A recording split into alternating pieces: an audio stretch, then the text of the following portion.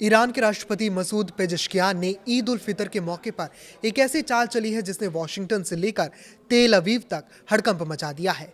नेतान्स पर हमले और युद्ध की आहट के बीच ईरान अब बंदूक के साथ साथ भाईचारे का वो कार्ड खेल रहा है जो मिडिल ईस्ट से अमेरिका और इजरायल का पत्ता साफ कर सकता है।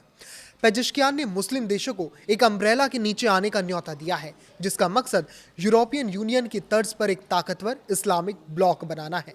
क्या सऊदी अरब और यूएई इस धारदार हथियार का हिस्सा बनेंगे? राष्ट्रपति पेजेश्कियान ने सोशल मीडिया प्लेटफॉर्म एक्स पर पड़ोसी मुस्लिम देशों को संबोधित करते हुए भावुक और आक्रामक अपील की। उन्होंने कहा कि इस्लामिक देशों और प्यारे पड़ोसियों, आप हमारे भाई हैं। उन्होंने जोर देकर कहा कि ईरान का अपने पड़ोसियों के साथ कोई विवाद नहीं है। पेजेश्कियान ने चेतावनी दी कि मुस्लिम देशों के बीच मतभेद का एकमात्र फायदा ज़ायोनी सत्ता को मिलता है। इससे जाहिर है कि ईरान अब मिडिल ईस्ट में एक ऐसा रीजनल ब्लॉक बनाने का प्रस्ताव दे रहा है जो यूरोपीय संघ की तरह काम करे। ये मिडिल ईस्ट के सभी मुस्लिम देशों के लिए एक साझा मंच होगा जहां मिलकर फैसले लिए जाएंगे। अमेरिका और ब्रिटेन जैसी बाहरी शक्तियों का दखल पूरी तरह खत्म करना इसका लक्ष्य रहेगा।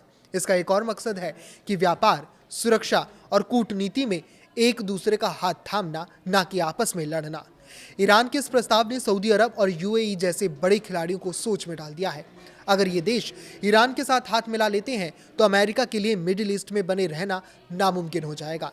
ईरान चाहता है कि मुस्लिम देश आपस में लड़ने के बजाय एक ऐसी अदृश्य दीवार खड़ी करे जिसे लांघना इजरायल के लिए भी नामुमकिन हो जाए। विशेषज्ञों का मानना है कि ईरान का ये भाईचारा कार्ड असल में अमेरिका के खिलाफ एक धारदार हथियार है। अगर पूरा ब्लॉक एक हो गया तो दुनिया की तेल सप्लाई पर उनका कब्जा होगा। रूस और चीन की मदद से ये ब्लॉक अमेरिका को क्षेत्र से बाहर करने की ताकत रखता है। नतान्स प्लांट पर हुए हमले के बाद ईरान ने यह साफ कर दिया है कि वो झुकने वाला नहीं है। एक तरफ वो मिसाइलों से जवाब दे रहा है तो दूसरी तरफ कूटनीति के जरिए पूरे मुस्लिम जगत को एक करने की कोशिश में है।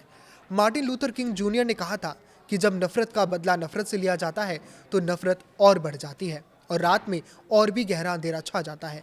यही मिडिल ईस्ट में हो रहा है।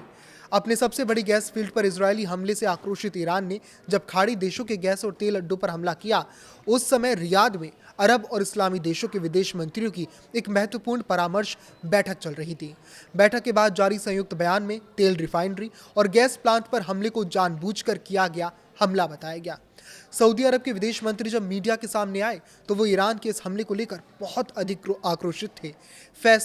फैजल बिन फरमान अल सऊद ने अपने बयान में सहनशक्ति, ताकत, क्षमता, अविश्वास और विनाशक जवाब जैसे शब्दों का प्रयोग किया।